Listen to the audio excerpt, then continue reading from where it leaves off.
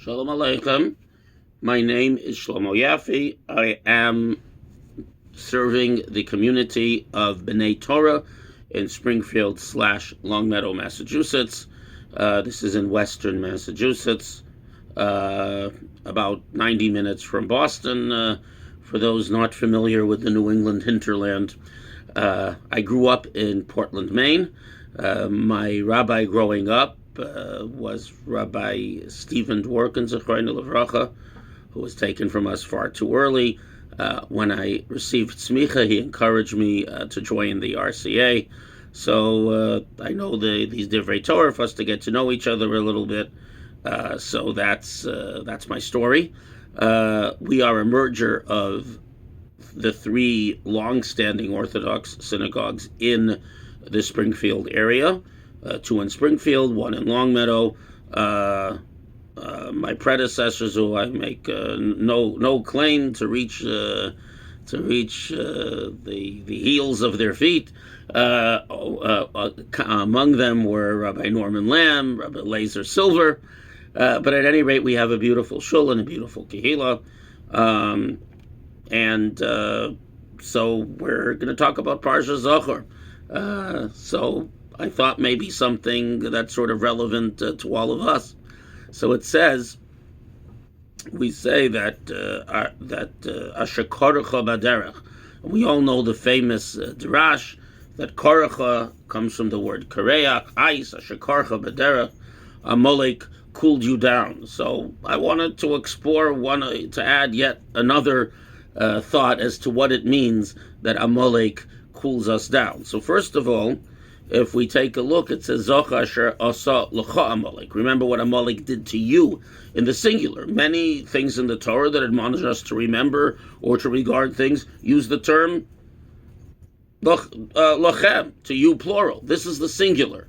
So there's a zechira, an obligation to remember Amalek on a very personal level, and the korcha relates to what it says that Vayova Amalek v'yilachem im Yisrael b'refidim that we read on Purim from Beshalach, and the Gemara in Sanhedrin Kuvav Amud Aleph says Sharafu Yedeim in Dvar Torah, that the Jewish people had loosened their connection to the words of the Torah. So I was thinking, what is this loosening? So it's like when you're holding something in your hand, but your hand is loose, so you drop it, usually a small screw for something that you really need, then you have to go looking for it. But sharafu is that it's loose in your hands. So what does it mean the words of Torah are loose in our hands?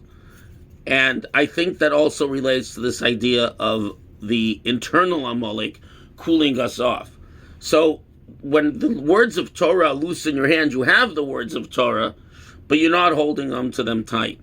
So I'm thinking that as Rabbanim, as teachers, and so on, we often see wonderful ideas in Torah, in Halacha, and Musar, and so on.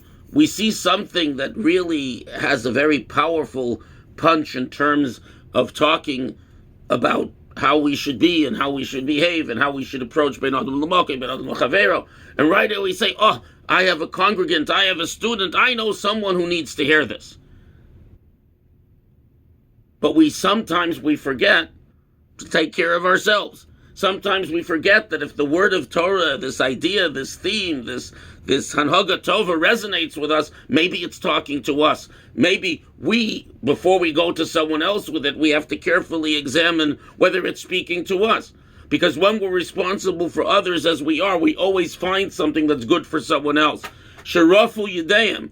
We have the words of Torah, thank God, but they're loose in our hand. We're not clutching them tightly to ourselves. We're getting ready to hand them off to someone else, which is when you drop things.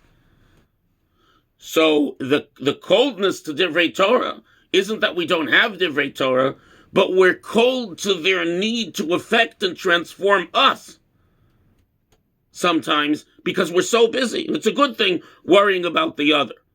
So Zachor, remember what Amalek did L'cha to you in the singular, that we should take anything we're going to share with someone else and also look in the mirror and apply it to ourselves.